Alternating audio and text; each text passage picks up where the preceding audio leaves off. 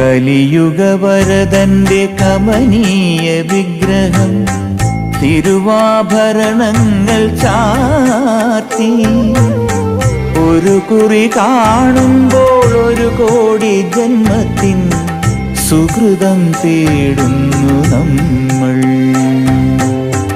സുഹൃതം തേടുന്നു നമ്മൾ.